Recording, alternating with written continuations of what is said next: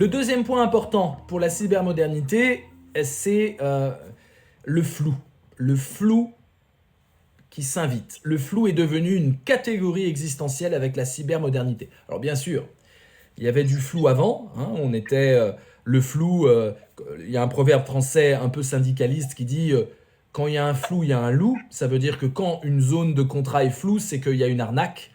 Un loup, c'est-à-dire un danger, hein. Donc le flou existe, hein, c'est un régime existentiel classique. On n'aime pas trop le flou en général. On parle, la seule fois où on utilise le flou et c'est positif? Je parle vraiment d'avant d'Internet. Quand on dit ouais, c'est flou et on aime ça, à votre avis, c'est quoi? Le flou artistique. Exactement. Bravo. Photographie. Très bien, bravo. C'est le flou artistique. Être dans le flou artistique, c'est une sorte d'ivresse. On voit pas trop clair. Les choses sont voilà. Mais du coup, on plane. C'est un peu un effet narcotique sans passer par la drogue. C'est quelque chose de planant. Et le flou artistique est toujours positif, hein, avec un effet de rêve. Ça nous renvoie toujours à quelque chose d'onirique, de rêveur, et donc d'agréable parce que ça nous sort de la précision qui nous oblige à avoir une intelligence pragmatique, une intelligence instrumentale. Si je dois utiliser, si je suis dans la précision, je vais pouvoir agir sur le monde. Mais quand je suis dans le flou, c'est très compliqué d'agir sur le monde. Voilà pourquoi le flou nous a toujours fait peur. La nuit nous a fait peur, hein. Il y a beaucoup d'interdits dans pas mal de cultures à faire des choses la nuit. Il est interdit par exemple de jouer la nuit ou de s'enivrer. Enfin, la nuit nous fait peur parce que c'est flou. On ne voit pas encore une fois les intentions des autres. On peut surprendre les autres, on peut les attaquer. Donc tout ce qui est flou, tout ce qui n'est pas lumineux a été vraiment connoté de façon péjorative pour la survie de l'espèce. N'oubliez pas, l'éthique, c'est toujours la survie du corps de l'autre, et de mon corps évidemment. Et donc, le flou augmente le danger de mort, tout simplement, hein.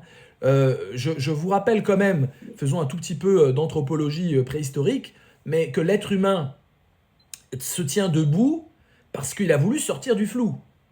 C'est-à-dire que quand en Afrique centrale, la chaleur fait que les arbres, etc., deviennent de la savane, la jungle se transforme en savane pendant des milliers d'années, des centaines de milliers d'années. Du coup, les seuls singes qui arrivent à survivre et à ne pas se faire dévorer par les prédateurs, c'est ceux qui arrivent à tenir debout, hein, qui arrivent à tenir debout, comme les singes peuvent le faire, parce que la position debout, quand elle est un peu obligatoire, et puis les autres se font manger, hein, donc ça sélectionne sur des centaines de milliers d'années, et du coup c'est ceux qui arrivent à voir au-dessus des grandes herbes, à sortir du flou du feuillage de la savane, enfin du feuillage des grandes herbes de la savane, pour pouvoir voir de loin le prédateur, pour pouvoir voir de loin le paysage. Et donc notre position verticale, et tout découle dans l'être humain de la position verticale, bipède à station verticale. C'est vraiment ce qui nous définit. Cette position verticale, je fais très rapide, hein, vous devez connaître tout ça. Position verticale, ça veut dire que les deux pattes, on avait des pattes, hein, les deux pattes, ben, les mains ont pu exister parce que justement je ne marche plus sur elles.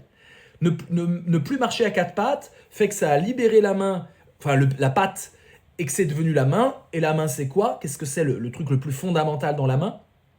Question que je vous pose. En quoi la main est absolument géniale?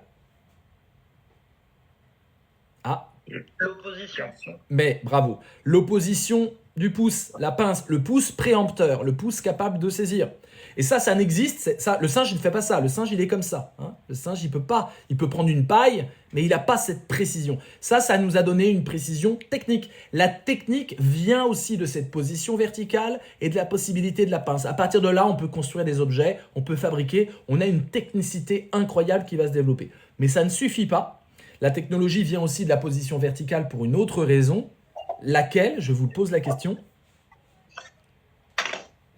qu'est-ce qui se développe quand on est debout tout le temps au lieu d'être à quatre pattes? Quand vous êtes debout, quand la femelle est debout, eh bien, l'être humain va naître prématurément. 1 mois à l'avance, 9 mois. Parce que ça pèse sur le ventre. Le bébé va peser, vous n'êtes plus à quatre pattes, et du coup, ça pèse, et du coup, cette pression fait qu'on accouche 1 mois à l'avance, c'est-à-dire prématuré. Hein, l'être humain est un petit singe prématuré, je le dis de façon provocante pour bien que vous compreniez. Et dans ce côté prématuré, c'est un peu comme un programme qui n'aurait pas été complètement implémenté dans le petit. C'est pour ça qu'un bébé met beaucoup de temps à savoir marcher, à être autonome par rapport aux petits animaux. Et du coup, ça va laisser la possibilité d'avoir une fonction nouvelle, que la position verticale avec le cerveau qui se redresse va permettre sur des centaines de milliers d'années le néocortex, le centre du langage. Le centre du langage, donc de l'intelligence humaine. Tout ça, on le doit à la position verticale. Donc sortir du flou pour pouvoir aller le voir loin nous a permis le pouce préempteur qui est la racine de la technologie, le néocortex qui est la racine de la technologie en tant qu'intelligence, et nous devenons des êtres capables d'inventer, capables de créer de la technique, capables d'art, et capables de progrès, et capables de langage. Donc ça veut dire capables de faire profiter aux prochaines générations tout le fruit du travail des générations antérieures, ce qui est absolument fondamental. Je sais que maintenant la mode, c'est de montrer que les fourmis, les animaux sont capables d'avoir des cultures, mais ça n'a rien à voir avec l'être humain. On a une sorte de, ouais, je le dis de façon rigolote, de Disneylandisation des animaux et des insectes. Hein, comme Walt Disney, il parle, ils sont capables d'intelligence, mais bon, ça n'a rien à voir avec l'être humain, et surtout l'être humain technologique. Donc, le flou, c'est notre cauchemar. On a tout fait pour en sortir. Et je vais aller même plus loin. Je pense que jusqu'à la cybermodernité, la technologie était utilisée pour sortir du flou. Sortir du flou et bien sûr augmenter les rendements, remplacer la force physique humaine.